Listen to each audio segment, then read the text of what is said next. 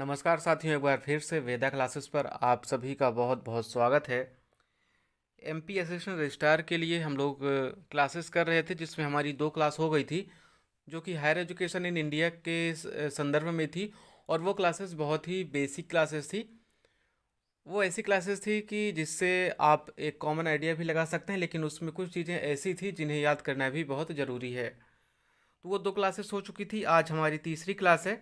और आज की इस क्लास में हम पढ़ेंगे विश्वविद्यालय अनुदान आयोग यानी यूजीसी और यूजीसी एक्ट 1956 का, यूजीसी अधिनियम 1956 का। और इसकी जो आपको पीडीएफ है, यह है पीडीएफ आपको टेलीग्राम लिंक से मिल जाएगी। सारी की सारी सोशल साइट्स की जो लिंक है आपको वो डिस्क्रिप्शन बॉक्स में मिल जाएंगी। तो आज की जो हम क्लास शुरू करते हैं, ये सबसे पहले यहाँ की जो क्लास है वो हम देखेंगे। इसकी पृष्ठभूमि यानी कि यूजीसी की पृष्ठभूमि हम देखेंगे, इसका बैकग्राउंड क्या रहा है, इसकी शुरुआत कहाँ से हुई है। ऐसा किसी भी चीज़ के लिए नहीं होता है कि उसकी डायरेक्ट स्थापना कर दी जाए। कोई भी चाहे संस्था हो या कोई भी काम हो, तो एक प्लानिंग के तहत होता है, उसकी किसी न किसी तरह से शुरुआत होती है। उसके बाद वह अपने क्षेत्र में आगे बढ़ता जाता है। तो उसी तरह से यहाँ पर ये यूजीसी का भी एक बैकग्राउंड रहा है, इसकी एक हिस्ट्री रही है।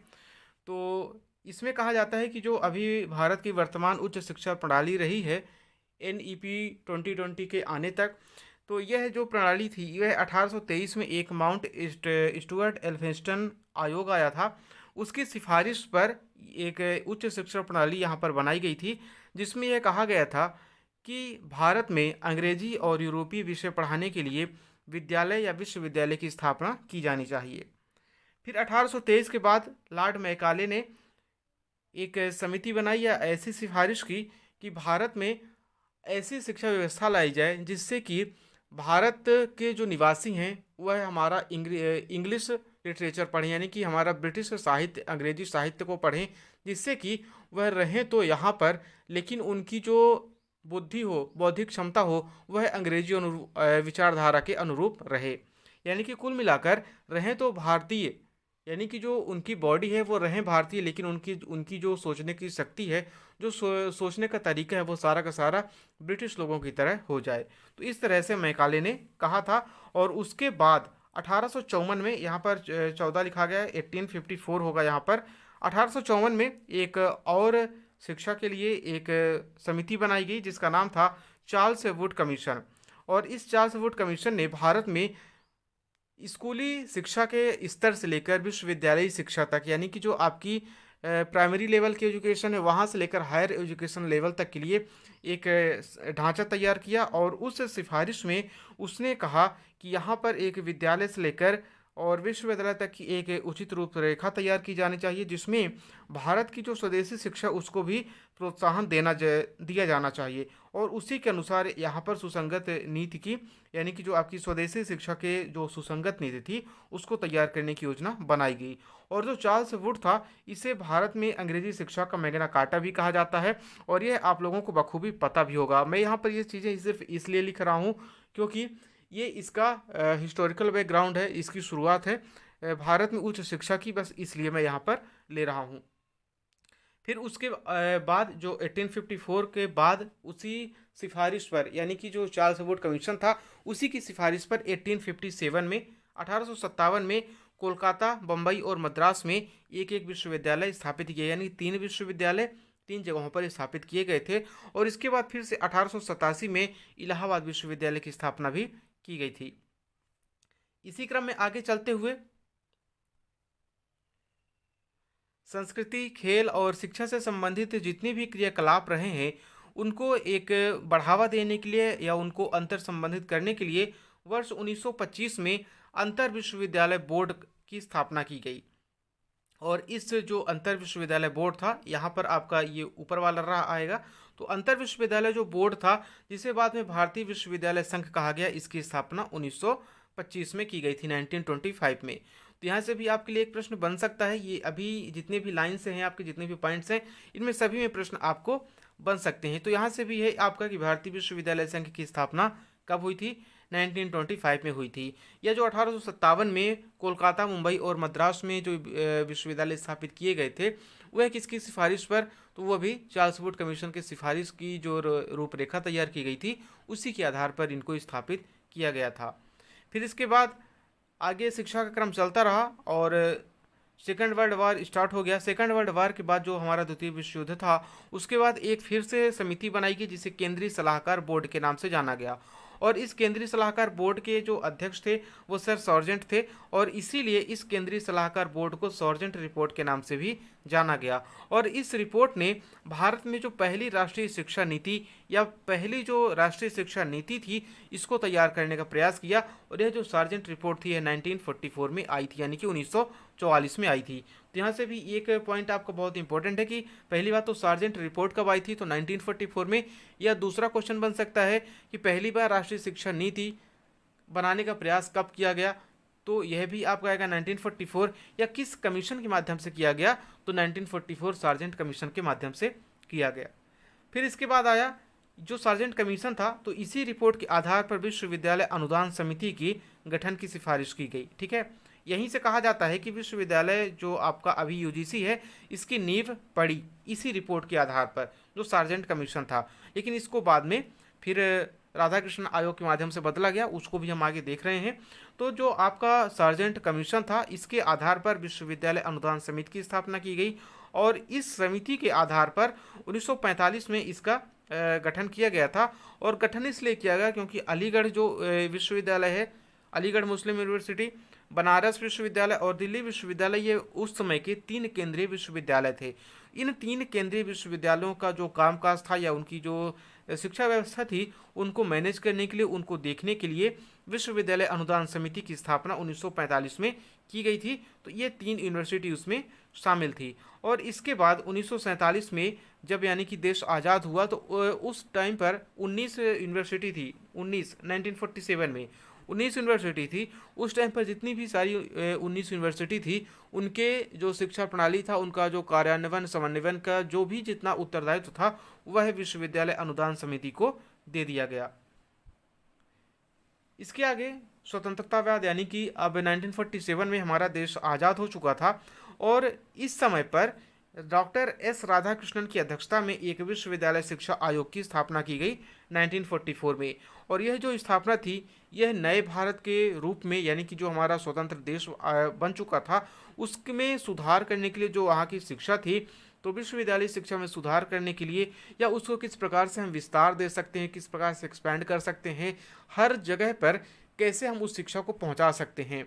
जैसे आज भी देख सकते हैं कि आज जो शिक्षा तो पहुंच चुकी है, लेकिन फिर भी अभी लगभग 30% या 25 to 30% के समथिंग लोग अभी भी निरक्षर हैं, यानी कि उनको पढ़ना लिखना नहीं आता है। तो अभी भी काम चल रहा है। जो नई शिक्षा नीति आई है, इसी के तहत आई है। और इसी में जो आपका नई शिक्षा नीति, इसी में एडल्ट एजुकेशन को एजुकेशन फॉर ऑल कहा गया है। एडल्ट एजुकेशन को एजुकेशन फॉर ऑल कहा गया, यह भी पॉइंट आपको नोट रखना है। तो यह पॉइंट आपका क्या हुआ, राधाकृष्णन की अध्यक्षता में विश्वविद्यालय शिक्षा आयोग की स्थापना 1948 में की गई थी। फिर आता है 1952, और इस 1952 में जो केंद्र सरकार थी, इसने फैसला लिया कि जितने भी विश्वविद्यालय हैं, उनको शिक्षा से संबंधित जितने भी अनुदान सहायता है या उनको जितने भी अनुदान की आवंटन किए जाते हैं, तो इसलिए ऐसी संस्था को विश्वविद्यालय अनुदान आयोग के नाम से संदर्भित किया जा सकता है, यानी कि विश्वविद्यालय अनुदान आयोग के नाम से जाना जा सकता है ऐसी संस्था को जो सभी विश्वविद्यालयों को अनुदान देती है या अनुदान का आवंटन करती है। तो यहाँ 1954 में ऐसा नाम सुझाया गया था। अभी उसका नाम पड़ा नहीं था, केवल विश्वविद्यालय अनुदान आयोग नाम सुझाया गया था। और इसी नाम के आधार पर, यानी कि जो यूजीसी काम कर रहा था उस समय, हमारा विश्वविद्यालय शिक्षा आयोग जो हमारा काम कर रहा था, उसी नाम के आधार पर 1953 में 28 दिसंबर 1953 को जो तत्कालीन या प्रथम हमारे शिक्षा मंत्री थे अबुल कलाम आज़ाद जी, उन्होंने औपचारिक रूप से विश्वविद्यालय अनुदान आयोग का उद्घाटन किया। कब? 28 दिसंबर 1953 को इसका उद्घाटन किया। और इसके लिए जो आपका अधिनियम आया, एक्ट आया, वह नवंबर 1956 में संसद के माध्यम से यूजीसी को सांविधिक दर्जा प्रदान किया गया, सांविधिक या स्टैट्यूटरी।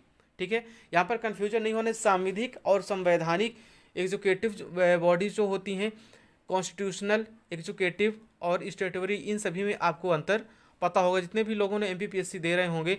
और उम्मीद करता हूँ यदि आप लोग असिस्टेंट रजिस्ट्रार का फॉर्म भर रहे हैं तो आप लोगों ने डेफिनेटली ही एमपीपीएससी की जो स्टेट सर्विस की आती है उसका भी एग्ज़ाम दिया होगा। और यदि आप उसको दिए होंगे तो आपको एग्जीक्यूटिव, कॉन्स्टिट्यूशनल और स्टेटरी बॉडी में आपको जो डिफरेंस है वो बखूबी पता होगा। इसलिए उन सब चीज़ों को यहाँ टाइम पास करने के लिए मैं नहीं रख रहा हूँ।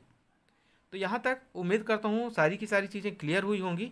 और फिर इसके बाद क्योंकि जो हमारा क्षेत्र है भारत है तो काफ़ी विस्तृत क्षेत्र है और अलग अलग क्षेत्रों में अलग अलग तरह की बोली भाषाएं हैं।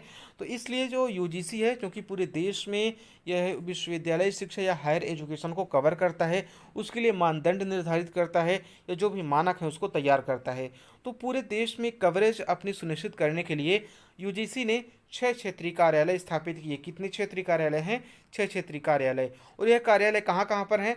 पुणे, हैदराबाद, कोलकाता, भोपाल, गुवाहाटी और बेंगलुरु में। और यहाँ पर अपने सारे के सारे कार्यालय इसने, या रीजनल ऑफिस कह सकते हैं या क्षेत्रीय कार्यालय, आप जैसा भी बोलें, यहाँ पर इन्होंने अपना कार्यालय स्थापित किया देश में 6 जगहों पर। और जो विश्वविद्यालय का ध्येय वाक्य है यह भी पूछा जा सकता है। एक बार पूछा गया था किसी अन्य स्टेट की एग्ज़ाम में पूछा गया था, एमपी में तो नहीं पूछा गया था। क्योंकि मुझे इतना सिर्फ पता है 2018 का एग्ज़ाम हुआ था, तब मेरा पोस्ट ग्रेजुएशन चल रहा था और उस टाइम पर मैंने एग्ज़ाम दिया था लेकिन मेरा क्लियर नहीं हुआ था। 300 के लगभग कुछ मार्क्स आए थे। और उसके बाद फिर मैं कॉलेज में टीचिंग करता रहा और अभी फाइनली, हालांकि 6 महीने पहले दिसंबर 2021 में ही मेरा फाइनल सिलेक्शन हो चुका है। तो अभी इसके पहले जो 18 का पहले का एग्ज़ाम था उसका मुझे नहीं पता है कब हुआ था असिस्टेंट रजिस्ट्रार का और कब पूछा गया, लेकिन 18 में नहीं पूछा गया था, इतना कंफर्म है। क्योंकि 18 का पेपर भी मैंने आपको दिखाया है, सारे के सारे जो प्रीवियस ईयर के पेपर्स हैं वो आपको यूट्यूब पर मिल जाएंगे। इनफैक्ट आपको जो प्लेलिस्ट बनी है एमपीपीएससी असिस्टेंट रजिस्ट्रार के नाम से, उसमें भी सारी चीज़ें हैं। तो ध्येय वाक्य क्या हुआ? ज्ञान विज्ञान विमुक्तय। यह क्या हुआ? हमारा यूजीसी का ध्येय वाक्य है, ज्ञान विज्ञान विमुक्तय। ज्ञान विज्ञान विमुक्तय यानी कि नॉलेज लिबरेट्स, ज्ञान को फैलाना यानी कि ज्ञान को मुक्त करना, सभी तक ज्ञान पहुँचे। और इसके अध्यक्ष अगर हम देखें तो वो जो वर्तमान अध्यक्ष हैं, तो वर्तमान अध्यक्ष मोमडीला जगदीश कुमार हैं और पहले अध्यक्ष डॉक्टर शांति स्वरूप भटनागर थे। इसकी स्थापना के बाद की बात कर रहा हूँ, जो पहले थे वो शांति स्वरूप भटनागर जी थे। अब इसमें आता है यूजीसी अधिनियम 1956, जो कि बहुत ही इम्पोर्टेंट है। और इसमें जो सबसे इम्पोर्टेंट धाराएं हैं वो हैं धारा 2F जो आपकी यहाँ पर दी गई है और 12B। ये दो धाराएं बहुत ही इम्पोर्टेंट मानी जाती हैं। तो यहाँ पर यदि हम यूजीसी अधिनियम 1956 की बात करें तो इसमें 4 अध्याय हैं और 28 आर्टिकल हैं। कितने? 4 अध्याय और 28 आर्टिकल दिए गए हैं यूजीसी अधिनियम 1956 में। और अध्याय 1 में यदि हम देखें तो धारा 1 में इसका संक्षिप्त नाम और प्रारंभ, यानी कि इसका संक्षिप्त नाम क्या होगा, इसका पूरा नाम क्या होगा, और इसका प्रारंभ यानी कि स्थापना के बाद इसका कार्यान्वयन कब से शुरू होगा, तो ये सारी चीज़ें दी गई हैं। जैसा कि सभी अधिनियम में दिया रहता है कि जब से केंद्र सरकार राज्य पत्र में उल्लिखित कर ऐसा प्रावधान करी, ये सारी चीज़ें हैं। ये सारी चीज़ें पूछी नहीं जाएंगी, लेकिन फिर मैंने एक ओवरव्यू के लिए इसको रख लिया है। दूसरी धारा जो है इसकी धारा 2 में परिभाषाएं दी गई हैं सभी प्रकार की। जैसे इसमें विभिन्न पदाधिकारियों की परिभाषा दी गई, कौन पदाधिकारी हो सकता है कौन नहीं, तो ये भी आपके लिए इम्पोर्टेंट नहीं है। जो आपके लिए इम्पोर्टेंट है वह है धारा 2, 3 और 12 भी। बाकी हैं तो आपको केवल चीज़ें ध्यान रखनी है। और 3 धाराएं आपको 2F, धारा 3 और 12B, 12B, इनको आपको धारा सहित नाम याद रखना है।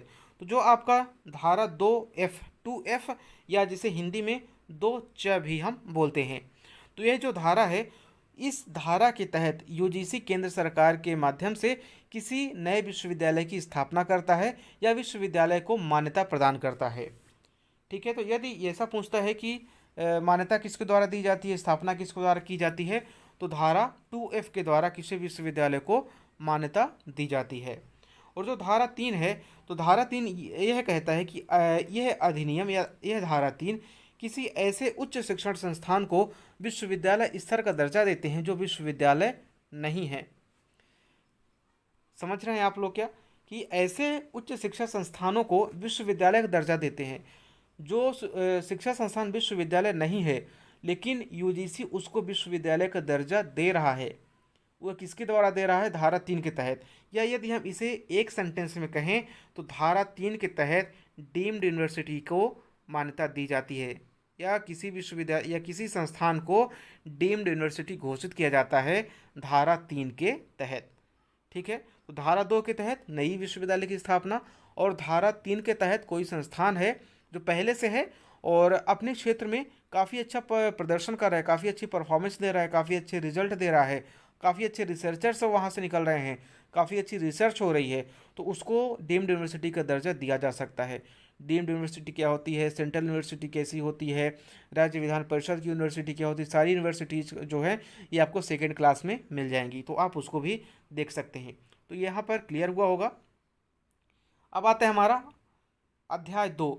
अध्याय 2 में आयोग की स्थापना और संरचना दी गई है।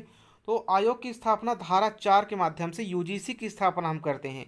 यूजीसी की स्थापना किस धारा के तहत की जाती है? यूजीसी एक्ट 1956 की धारा 4 के तहत यूजीसी की स्थापना हम करते हैं या की जाती है। और धारा 5 में आयोग की संरचना दी गई है कि आयोग में कितने सदस्य होंगे, उनका पदावधि क्या होगा, ये सारी चीज़ें इसमें दी गई है। तो यदि हम आयोग की संरचना की बात करें तो आयोग में अध्यक्ष उपाध्यक्ष सहित मिलाकर कुल 12 सदस्य होते हैं, जिसमें कि एक अध्यक्ष, एक उपाध्यक्ष और 10 सदस्य होते हैं, यानी कि कुल 12 लोग होते हैं। और इन सभी की जो नियुक्ति होती है वह किसके? केंद्र सरकार के द्वारा इनकी नियुक्ति की जाती है। धारा 5(3) में कहा गया है, हालांकि यहाँ पर आपको धारा नहीं याद रखनी है कि संरचना का धारा इतना याद रख सकते हैं कि 5(2) में दी गई है और स्थापना धारा 4 के तहत की जाती है। लेकिन जैसे यहाँ पर आगे सारी धाराएं दी गई तो इनको केवल आपको ध्यान रखना है, यहाँ पर जो पॉइंट दिए गए हैं धाराओं को याद रखने की ज़रूरत नहीं है। तो इसके आगे है धारा 5(3). धारा 5(3) में बताया गया है कि जो 10 सदस्य होते हैं वह कहाँ से नियुक्त किए जाएंगे। तो इन 10 सदस्यों में से धारा 5(3) के अकॉर्डिंग 2 सदस्य ऐसे होंगे जो केंद्र सरकार के अधिकारी होंगे, यानी कि केंद्र सरकार के अंडर में काम करते होंगे, और कम से कम 4 सदस्य ऐसे होंगे जो किसी विश्वविद्यालय में प्रोफेसर होंगे, यानी कि शिक्षक होंगे। यहाँ पर लिखा गया है कि किसी विश्वविद्यालय में शिक्षक होंगे, और बाकी के जो 4 हैं उनको शिक्षा के क्षेत्र में, उद्योग के क्षेत्र में अनुभव हो या केंद्र सरकार की राय में ख्याति प्राप्त वो शिक्षक होने चाहिए। तो 10 जो सदस्य होते हैं वो इस प्रकार से नियुक्त किए जाते हैं। और धारा 6 में इनकी सेवा शर्तें और सेवा अवधि के बारे में बताया गया है। तो जो अध्यक्ष की सेवा अवधि होती है, यानी कि जो टेन्योर होता है, ड्यूरेशन होता है, उनके कार्यकाल होता है, वह 5 वर्ष या 65 वर्ष की आयु तक जो भी पहले हो। यानी कि यदि हम सेवा काल के बारे में देखें तो 5 वर्ष, और यदि पर्सनल उम्र के बारे में देखें तो 65 वर्ष, यानी कि 5 वर्ष या 65 वर्ष।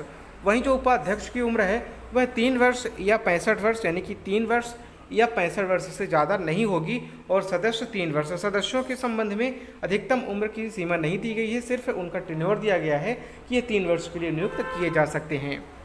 इसी प्रकार से जो अध्यक्ष होंगे, उपाध्यक्ष या सभी सदस्य होते हैं, वे पुनर्नियुक्ति के पात्र होते हैं, यानी कि अध्यक्ष को दोबारा अध्यक्ष बनाया जा सकता है, उपाध्यक्ष को अध्यक्ष बनाया जा सकता है, या और उपाध्यक्ष दोबारा से उपाध्यक्ष भी बन सकता है, जबकि सदस्य जो होते हैं उन्हें दोबारा से सदस्य के साथ साथ में उपाध्यक्ष या अध्यक्ष भी बनाया जा सकता है। इसके आगे है जो त्यागपत्र है। त्यागपत्र ये केंद्र सरकार को देते हैं, लेकिन जब तक केंद्र सरकार इनका त्यागपत्र स्वीकार नहीं करती है तब तक ये अपनी सेवा पर बने रहेंगे। इसमें आगे है हमारा अध्याय 3। अध्याय 3 में आयोग के कार्य और शक्तियाँ दी गई हैं, और इसी में एक धारा दी गई है 12(ख) या 12(b), जो कि बहुत ही इम्पोर्टेंट है। तो सबसे पहले हम देखते हैं धारा 12 में, जिसमें कि दिया गया है आयोग के कार्य और शक्तियाँ, यानी कि आयोग क्या क्या कर सकता है। तो आयोग के अंदर में या जितनी भी देश की यूनिवर्सिटीज़ हैं उनमें वित्तीय आवश्यकताओं की जांच कर सकता है।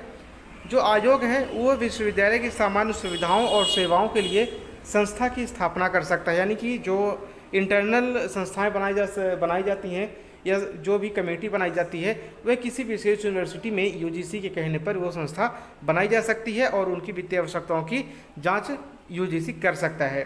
किसी विश्वविद्यालय को शिक्षा सुधार के लिए या किसी नए मानदंड के लिए वह सलाह दे सकता है या किसी नए शिक्षा व्यवहार पर वह शिक्षकों के साथ में मिलकर मशवरा कर सकता है और सलाह दे सकता है, मानदंड निर्धारित कर सकता है। और साथ ही साथ भारत में हो या भारत के बाहर जितनी भी विदेशी यूनिवर्सिटी हो चाहे देशी यूनिवर्सिटी हो, उनमें शिक्षा से संबंधित जो भी कार्यक्रम चलाए जा रहे हैं वह उनको ठीक प्रकार से भली भांति समझकर यहाँ भारतीय यूनिवर्सिटी को उपलब्ध करा सकता है। धारा 12 ख है जो कि बहुत ही इम्पोर्टेंट है। इसमें है कि ऐसे विश्वविद्यालय को अनुदान दिए जाने के बारे में प्रतिषेध है जिसे आयोग ने ऐसा अनुदान प्राप्त करने के लिए उपयुक्त निषेध किया हो। दोस्तों यहाँ पर काफ़ी आवाज़ आ रही है क्योंकि मैंने आधा लेक्चर घर पर रिकॉर्ड किया था और चूँकि 2 दिन से मैं आपको लेक्चर नहीं दे पाया था, इसलिए आज देना ज़रूरी था, इसलिए मैं इसे बाहर बैठ कर रिकॉर्ड कर रहा हूँ। यानी कि मैं अपनी जॉब पर आया हूँ तो बाहर अभी लंच टाइम में मैं इसको रिकॉर्ड कर रहा हूँ। तो यहाँ पर जो 12 ख है वह है अनुदान से संबंधित है, जो कि किसी यूनिवर्सिटी को अनुदान के लिए यानी कि उनके फंडिंग के लिए निषेध ठहराता है, आयोग ठहराता है। तो 12 का हमारी धारा इस संबंध में बात करती है। 13 है तो वह किसी यूनिवर्सिटी या यूजीसी के निरीक्षण से संबंधित है। धारा 15 आयोग को संदाय यानी कि जो आयोग को केंद्र सरकार द्वारा जो संदाय दिए जाते हैं।